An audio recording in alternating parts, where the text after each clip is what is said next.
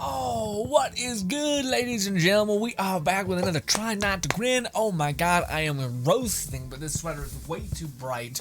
Actually, no, I'm really cold. But this sweater is way too bright, so I gotta take it off, otherwise the white balance is gonna be a nightmare. Anyways, ladies and gentlemen, we're back. It's around the holidays. Whenever I upload this, it might be past the holidays. Anyways, hopefully, we're gonna laugh, have a good time today, because we are in our home sweet home, our memes tab. And it's absolutely packed to the gills with, hopefully, I was gonna say relevant content, but you know, the way we edit takes time, and priorities are always limited. New 5-star, ooh, look at me, my wallet. Me, that is the cutest picture of Noelle I've ever seen. That's gotta be additive, right? She can't blush that hard. Nobody can blush that hard. Holy shit, that looks adorable. I need to do part 2 to Noelle's quest. I hope they keep doing that. I got an air bubble in my chest. I hope they keep doing that, because that's such a fun thing to get like deeper insight into things. Also, man, I don't know what people are talking about. I prefer the hangouts more than I do these big story quests, because a lot of times you don't like infer anything from the 5-star quests. Whereas with these quests, you hit someone from like 6 different angles, and you truly get to understand the character behind the character that you enjoy so much, you know? Anywho, but yes, good old Genshin on full swings. There may have been an event that just took place, and also your boy popped off really hard. Anyways, but you got lucky. You got really lucky. The look on your face when you lose the 50-50. He's got eyebrows for days. I'll say that. That's one of the weird characteristics of him. He's sitting there like, they're just weird. Frankly, who has eyebrows that go like this and then decide to go, guess what? Up again. Although, dude, he is so seamless and smooth to play. If you're a person who likes gameplay over like high numbers, here's your person. Also, I think he's also an investment character, which I prefer so much compared to other characters, where like when you level their talents up to 10, they become significantly more stronger. I love that. I hate when a character is limited by, like basically if you level them up to tier 6, there's no difference, really. Like there's marginal gains. Whereas with Ido, every single time you keep leveling him up, the more he's gonna get stronger and stronger and stronger. Genshin things aside, what the animation budget should have been, the animation budget. Booba. Got it, booba. Also, man, I don't know, you maybe come for me, but I'm not trying to be a degen right now, but all I'm saying is that, man, there's something messy about what the top looks like. The top version looks gross, okay? It's like it's got too much shit all over the place. Its colors are kind of all fighting against each other. It looks gloomy. I'm squinting. The other one, minus the booba, whatever you want, it would still look significantly more appealing and visually clear, essentially. Also booba, but yeah. Also, I'm sorry, man, but this don't sell, this part. You have to be an A-grade director in order for this one to sell. This one, you just need to have made characters that people find pseudo-attractive. Anywho, remember, when you bury a body, cover it with an endangered plant, so it can't be illegally dug up. See, I don't think that's true. I feel like you'd just be able to gently, you can like de-root things like killing the plant. Also, I feel like we're at a place in science where they would just stab something into the ground and say, yeah, there's a dead body down there. This is bad crime. This is bad crime advice. Yeah, just the more you look into stuff, the more you realize like, oh no, like this is not, you need to be quiet. Like, you know, like I used to be a kid who believed like the crime and all of these things, like just be honest and you'll be a-okay. And then I realized how horrible, and how many incentives there are for people just to nab somebody. And I never would have thought I'd be the guy, but I'm totally the guy who's just like, I'm not gonna say anything until I can talk to my person, just because I don't know what I'm doing. I don't know if I'm gonna incriminate myself, even though I know I'm innocent. I just know I'll keep talking and I'll get myself in trouble. So I never thought I'd be that guy, but dude, hey, past me, I got you. I'll take care of you. This is how workplace violence starts. April Fool. Oh, I see. God. I mean, hey, maybe they're like, hey, dude, we're in a pandemic. Morbidity or whatever the fuck the word is. It's tied to potentially certain factors. I'm not gonna get into it. But you know, fucking vegetables. Although I don't know, it's not really. You can get like, you can OD on vegetables too. It's about calorie intake if it's about weight loss, which I'm kind of referring to. But anyways, I don't know, man. I don't care. I To me, I'm much as like pizza would be cool. I don't know, man. When I eat pizza, I'm done. I'm like super like like I do my best when I'm fasting and I'm starving because my brain's like, we need to eat food. Focus. And I'm like, thank you, I'll use that today. It was that moment they knew they fucked up. What happened? I don't understand. I know it's Gene and Klee. I just don't know the relevance. Could be a JoJo reference. Usually is. I don't know. Regardless, man, that's something I wish they give more clarity. How the fuck did Ito, like being Ito, lose to Kujosara? I'm sorry, Kujosara in no way is like that. Well, she does hit hard in a burst, but Ito has fuck ton defense, and it also has a ridiculous amount of strength. Like, if the devs made an end game activity which rewarded like tankiness, survivability, AoE, things like that, then you might be okay. But Spiral Abyss is just such a heavy damage sink now to where that's the only metric. But if Ito to me is honestly, like, we had this conversation before, I think on stream, but who is the best character in Genshin outside of like this current meta? And it's Hu Tao. Unarguably Hu Tao and maybe Ganyu, although Ganyu doesn't have any way to self-repair herself, so she kind of is not a perfect character that can heal, that can deal damage a ton, that can do all of it all at once, and Hu Tao can. Especially if you have her like fully invested 10-10-10 constellations, or sorry, talents, she can fully exist perfectly and perform as she is, with only like 5 seconds of downtime. Not that bad.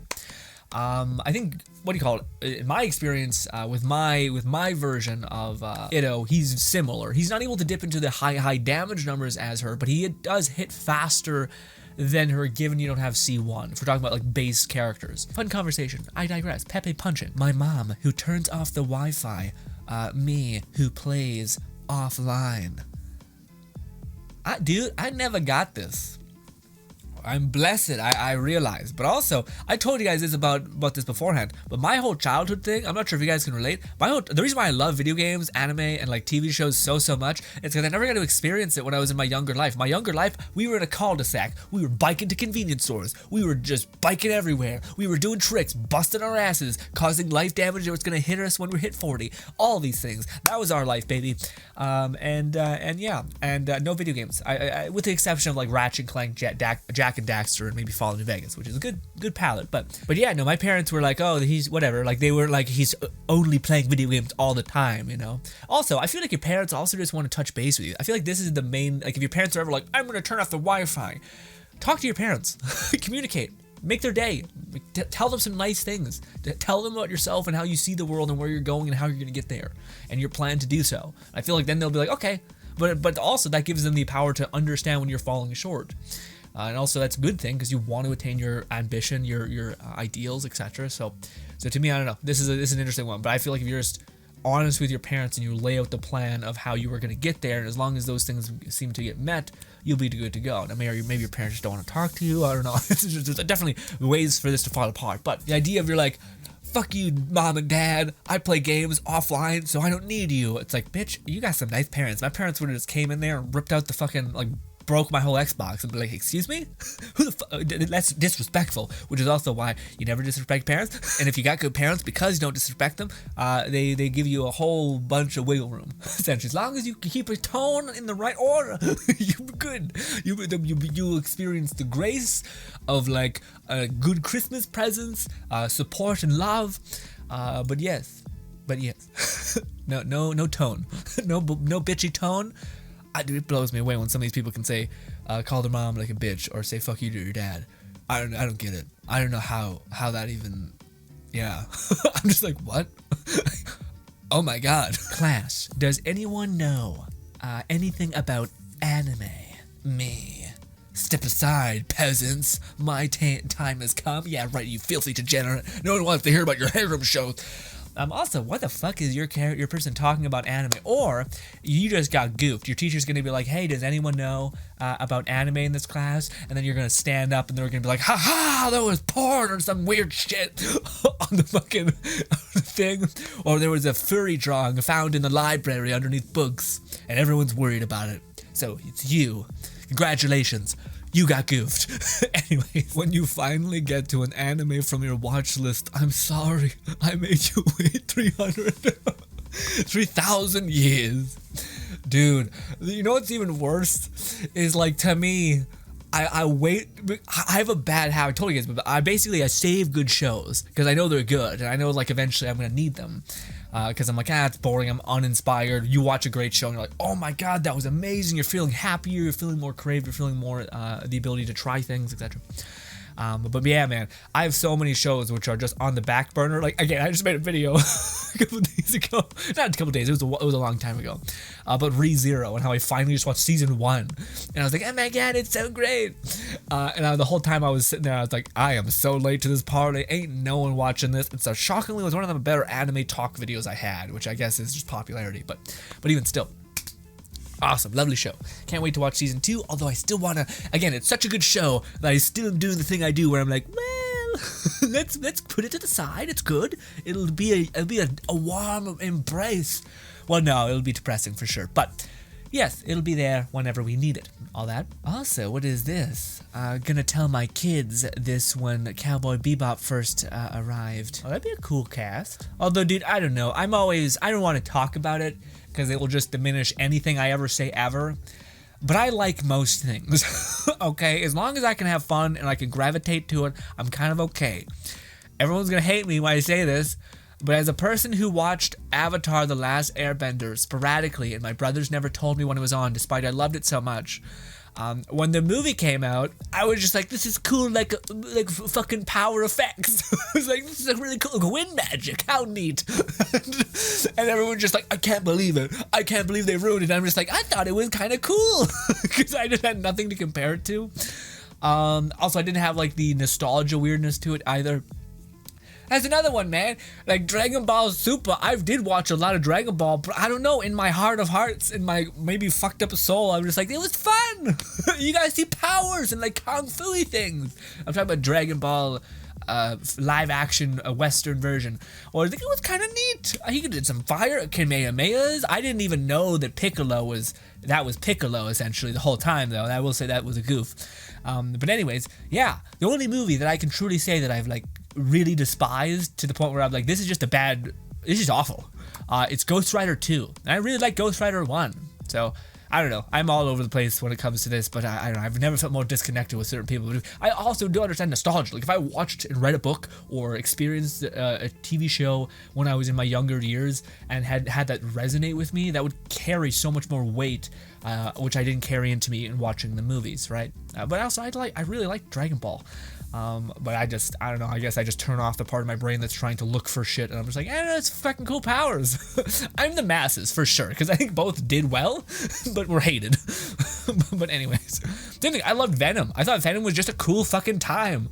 You know, I'm super detached from, like, the super critical, like finding ways to break things apart. I'm just the guy who's like, hey, the whole time. This is just a riot.